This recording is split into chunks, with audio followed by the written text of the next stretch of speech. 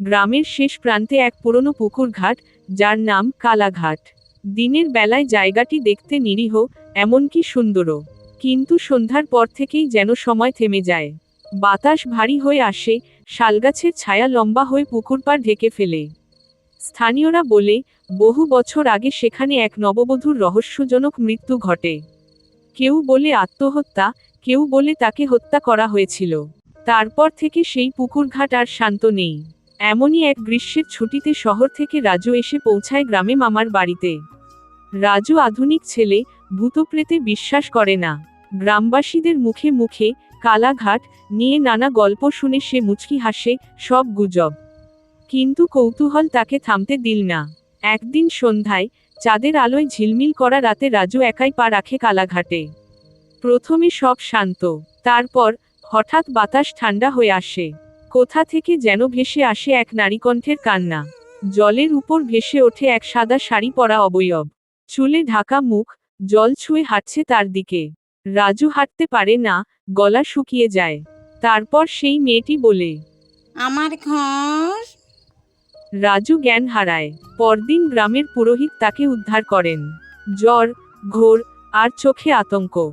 রাজু শুধু বলতে পারে, সে সত্যি ছিল। পুরোহিত জানান, নববধূটির নাম ছিল রূপা। বিয়ের পরের দিন স্বামী তাকে নিয়ে আসে এই ঘাটে, আর সেখানেই তাকে ঠেলে দেয় মৃত্যুর মুখে।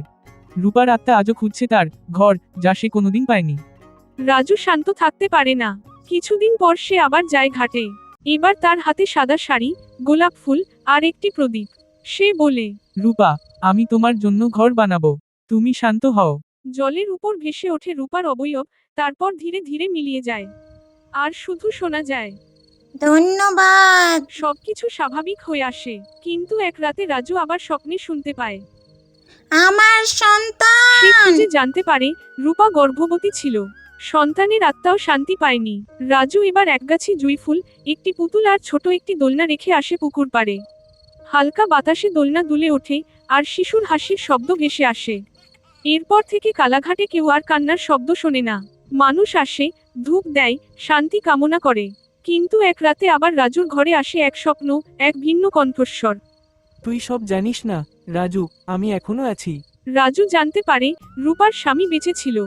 পালিয়ে গিয়ে অজানা সাপে ভূত হয়ে ছায়ার মতো রয়ে গিয়েছিল ঘাটে, রাগ, ঘৃণা আর একাকিত্বে পোড়া। এইবার রাজু প্রদীপ জ্বালিয়ে তার উদ্দেশ্যেও শান্তির প্রার্থনা করে। ছায়া মিলিয়ে যায়। সেই রাতের পর থেকে কালাঘাট আর কোনো কান্না ধারণ করে না। বরং মাঝে মধ্যে শোনা যায়, এক মা শিশুকে ঘুম পাড়াচ্ছে, ধীরে ধীরে, গান গেয়ে।